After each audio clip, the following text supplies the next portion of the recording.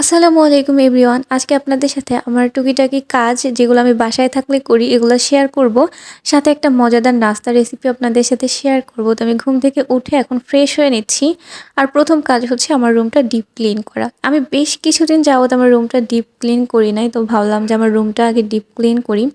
মাকড়সার জালগুলা আগে হচ্ছে ক্লিন করি। আর এই ওয়ালমেটটাতেও অনেক ময়লা জমেছিল, এটাও ক্লিন করলাম।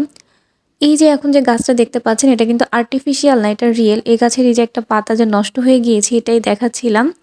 এরপর আমি আমার বেডশিটটাও চেঞ্জ করে নিলাম। যদি রুম ক্লিন করা হয় তাহলে এই যে ওয়ালের যে ধুলাগুলো থাকে এগুলো আসলে বেডশিটের উপরে এসে পড়ে, এই জন্য আমি বেডশিটটাও চেঞ্জ করে ওয়াশে দিয়ে দিয়েছি।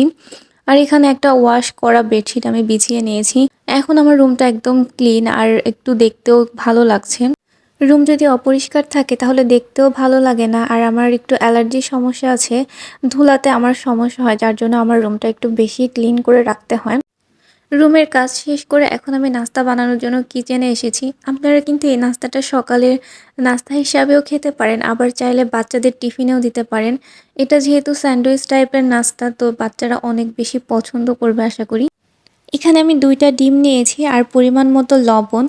আমি যেহেতু একটু স্পাইসি খেতে পছন্দ করি তাই আমি এখানে শুকনা মরিচের গুঁড়াটা ব্যবহার করছি। আপনারা যদি মিষ্টি পছন্দ করেন তাহলে আপনারা এখানে শুকনা মরিচের বদলে চিনিটা ইউজ করতে পারেন। তবে আমার কাছে এটা স্পাইসি একটু ভালো লাগে। আর আমি পুরো প্রসেসটা একটু লো হিটে করব। প্যান গরম হওয়ার পর এখানে পরিমাণ মতো তেল দিয়ে দিয়েছি। তেল গরম হলে আমি ডিম দিয়েছি। আর ২টা স্লাইস ব্রেড এখানে আমি ইউজ করেছি। আর দুই সাইডে যেন ডিমটা ভালোভাবে লাগে এজন্য আমি উল্টিয়ে দিয়েছি ব্রেড দিয়ে। ডিমটা যখন এক সাইড হয়ে এসেছে আমি উল্টিয়ে দিয়ে এবার যে এক্সট্রা ডিমের অংশটা আছে সেটাকে আমি ভাঁজ করে ব্রেডের উপরে নিয়ে এসেছি। এখানে আমি যে স্লাইস চিজগুলো থাকে যেগুলো আমরা বার্গারের পেটিতে ইউজ করি সেটা আর কি ইউজ করেছি। এখন আর কোনো কাজ নেই, চুলাটা বন্ধ করে দিয়ে কিছুক্ষণ ঢেকে রাখতে হবে চিজটা মেল্ট হওয়ার জন্য। ব্যাস, আপনার ঝটপট স্যান্ডউইচ রেডি। এরপরে আমি যে সসেসগুলো কেটে রেখেছিলাম এটা আমি হচ্ছে ভেজে নিচ্ছি। সসেজ আমার খুবই পছন্দ আর বাসার বাচ্চারাও পছন্দ করে, এই জন্য এক্সট্রাভাবে আমি এই সসেসগুলো ভেজে নিয়েছি। না হলে আমার সকালে সম্পূর্ণ ক্ষুধা মেটাতে এই স্যান্ডউইচটা একেবারে পারফেক্ট ছিল। এরপর আমি বারান্দাতে যাই। আমি যেহেতু গাছ লাগাতে পছন্দ করি তাই আমি বিভিন্ন সময় বিভিন্ন জায়গা থেকে কাটিং সংগ্রহ করি। আর এই কাটিংগুলো আমি পানিতে রেখেছিলাম, সবগুলোতেই মোটামুটি রুটস এসেছে। ইনশাল্লাহ আপনাদের সাথে শেয়ার করব আমি যখন এইগুলা লাগাই। আর এই যে মাশাল্লাহ কি সুন্দর নয়নতারা ফুল ফুটেছে। এরপর আমি বারান্দা থেকে আসার সময় আমার যে ওয়াশের ড্রেসগুলা ছিল ওগুলা শুকিয়ে গিয়েছে, ওগুলো আমি নিয়ে এসেছিলাম।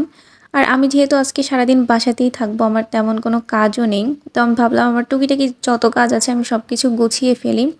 তাই আমি এখন এই ড্রেসগুলো ভাবলাম ভাঁজ করে জায়গা মতো এগুলো রেখে দিই, না হলে একবারে অনেক জমে গেলে এগুলো আর করতে ইচ্ছা করে না। দেখা যায় যে আমার রুমে একদম ড্রেসের পাহাড় হয়ে গিয়েছে জমে জমে, আমি আর ভাঁজই করি নাই। তো ভাবলাম যে আমি যেহেতু ফ্রি আছি তো আজকে আমার সব কাজ আমি একটু একটু করে গুছিয়ে ফেলি। এরপরে আমি একটু আপুকেও কিছু কাজে হেল্প করেছিলাম যেগুলো আমার আসলে ক্যামেরা বন্দি করা হয়নি।